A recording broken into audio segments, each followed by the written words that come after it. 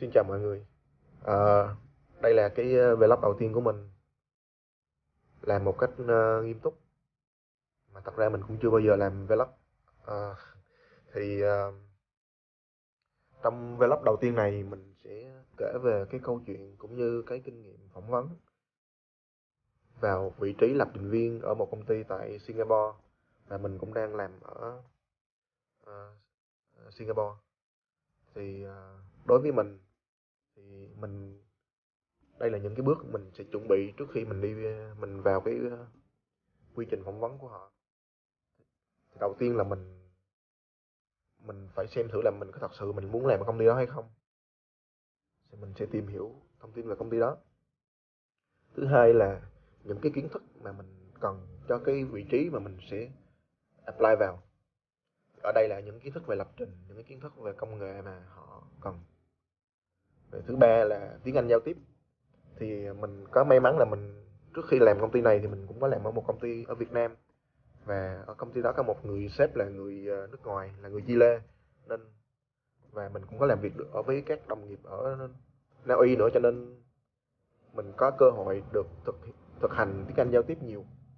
Đó là một cái điểm mạnh, điểm lợi của mình trước khi mà mình vào công ty này. Và thứ tư là biết cách viết email. Nó rất là quan trọng nha các bạn.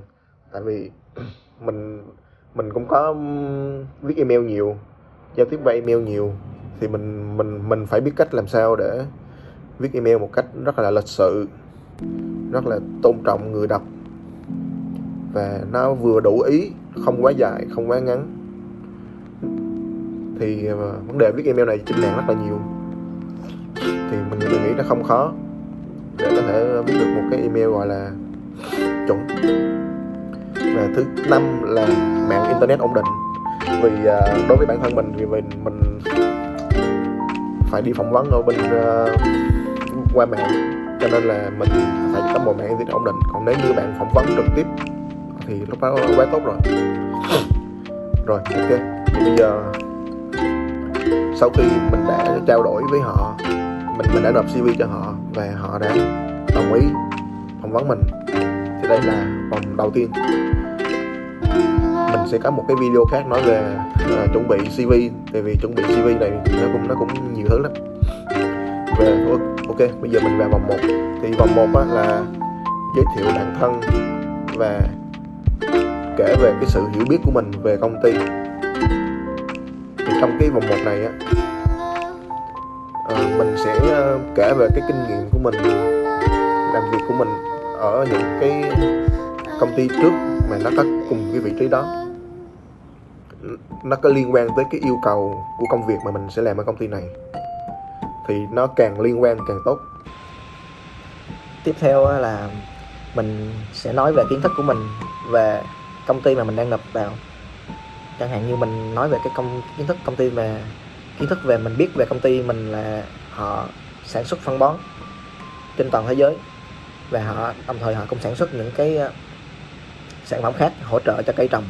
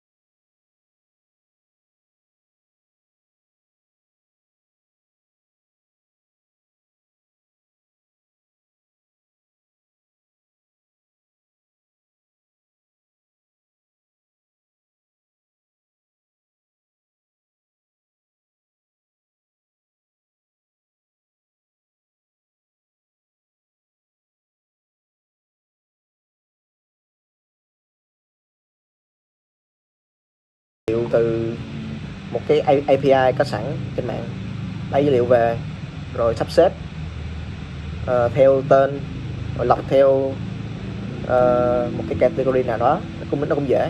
2 câu sau thì nó liên quan tới cái phần dữ liệu và giải thuật, thì đối với những câu này thì rất là khó, thường là nó sẽ khó, và mình sẽ phải ôn tập trước. Là mình cũng có ôn tập và mình cũng có làm được 1 câu, nhưng nói chung là mình làm được 3 câu trọn vẹn, gần như trọn vẹn 3 câu, và một câu 4 thì đang làm nửa chừng đó. Thì sau đó mình email lại, mình nói mình làm xong cái câu này rồi nè, hãy cho mình biết kết quả, và nếu mình đậu thì làm sao, thì hãy cho mình biết cách để hãy cho mình biết những thông tin vòng tiếp theo để mình chuẩn bị đó. Đó là vòng 2. Bây giờ vòng 3 thì vòng 3 vẫn tiếp tục là kiểm tra về trình độ. Thì khi mà họ kiểm tra về trình độ, khác với vòng 2 thì vòng 3 là kiểm tra gần như là face to face, nghĩa là mình vừa làm sẽ có một người lập trình viên khác xem mình làm từng dòng code của mình, sẽ có một người bên ngồi xem và hỏi mình tại sao mình làm như vậy, thì đó là lần đầu tiên mình làm cái bài test đó. Mà cái bài test vòng 3 kiểu mà có một người ngồi xem và hỏi han như vậy, cho nên là mình rất là run. Thì sau khi mà mình làm xong rồi, mình nghĩ lại là những cái mà mình nên chuẩn bị là mình nên xem cái người đó, cái người mà phỏng vấn mình trong vòng 3 như là một người đồng nghiệp. Thì khi mà mình đã cảm thấy họ là đồng nghiệp rồi thì mình có thể dễ dàng hơn, mình trao đổi với họ hơn những cái thắc mắc của mình trong quá trình mình làm cái bài test. Ví dụ như là mình có được lên mạng search hay không, tại vì mình search họ sẽ biết, tại vì họ đang quay cái màn hình của mình mà. Rồi mình có được làm cái kia hay không, rồi những cái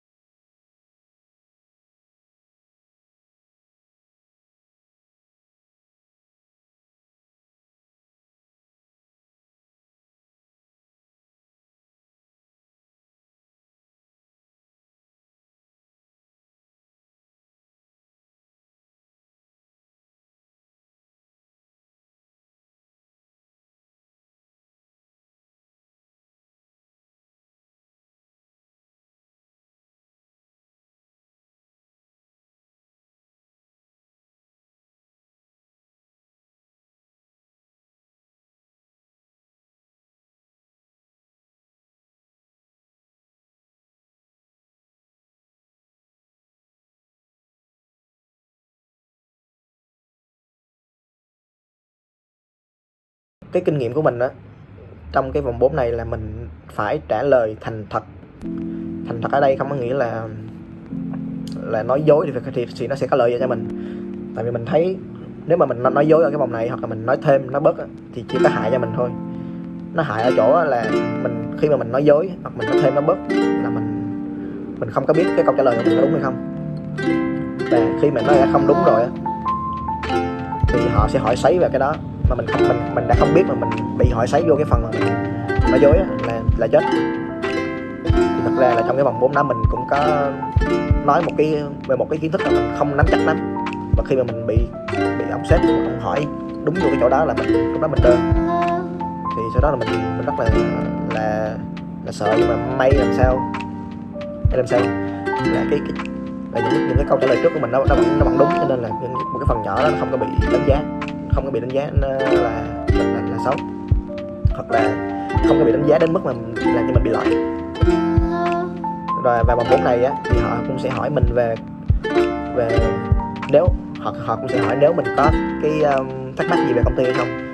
Đây rất là quan trọng, tại vì không hẳn là mình chỉ phỏng vấn công ty phỏng vấn mình không, mà mình đôi khi mình cũng phải phỏng vấn ngược lại họ để xem những cái kiến thức, những cái công nghệ, những cái họ đang dùng á là có tốt hay không. Ví dụ ví dụ như là cái công nghệ họ đang làm rất là chán, nó rất là lỗi thời, mặc dù là công ty có thể tốt, nhưng mà nếu mà cái công nghệ đó nó quá xưa, nó quá lỗi thời, thì khi mà bạn vô mình làm á, mình sẽ bị lục nghề. Cho nên là việc mà mình tìm hiểu về cái công nghệ công ty đang dùng rất là quan trọng. Rồi đó thì đó là vòng 4. Thì khi mà vòng 4 xong thì mình cũng tiếp tục mình hỏi và vòng tiếp theo là làm gì. Thì mình không nhớ là họ trả lời như thế nào, nhưng mà nói chung sau đó là mình biết cái vòng thứ 5 là cũng không hẳn là vòng 5 nữa, cũng nói chung là tiếp theo là tới cái bước nếu mà mình đã được họ duyệt về cái khả năng, cái kinh nghiệm của mình rồi, thì họ sẽ cho mình tiếp qua cái giai đoạn gọi là điêu lương. Thì đó, tới đây là có thể là gọi là vui một phần rồi. Ở đây kiểu như là đứng ngồi không yên, kiểu như là cũng muốn ăn mừng rồi đó. Vòng thứ 5 về nói về lương thì tất nhiên là mình sẽ không bao giờ mình muốn bị hớ, đúng không? Thì mình có làm một việc là mình tìm hiểu về lương bình quân ở trên mạng, nghĩa là mình tìm hiểu về lương bình quân ở Singapore là bao nhiêu. Đó là cái thứ nhất. Và thứ hai nữa là cái lương bình quân cho cái vị trí mà mình đang làm là bao nhiêu nữa, để mình không bị hớ chứ không có gì hết, và mình có một cái cớ để mình nói chuyện với họ.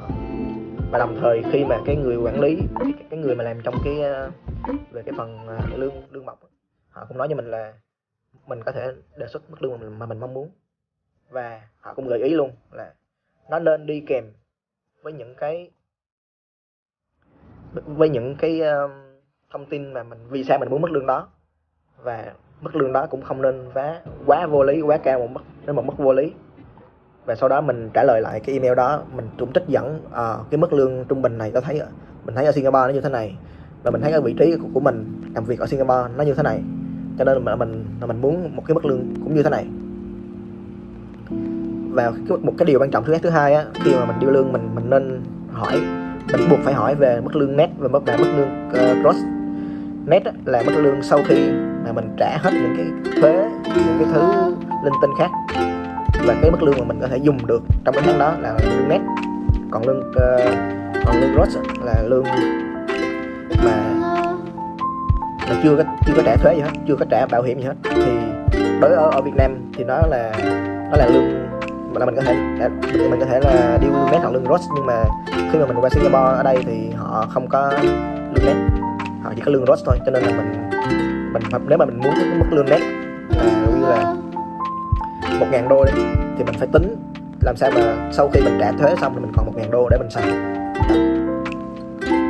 Rồi thì sau khi mình điêu lương xong thì mình cũng phải rung đùi đâu nha, là mình cũng rung là lay bẫy, kiểu là không biết là họ có đồng ý với lương đó hay không, mà nếu như họ không đồng ý, họ có điêu lại lương cho mình hay không, hay là họ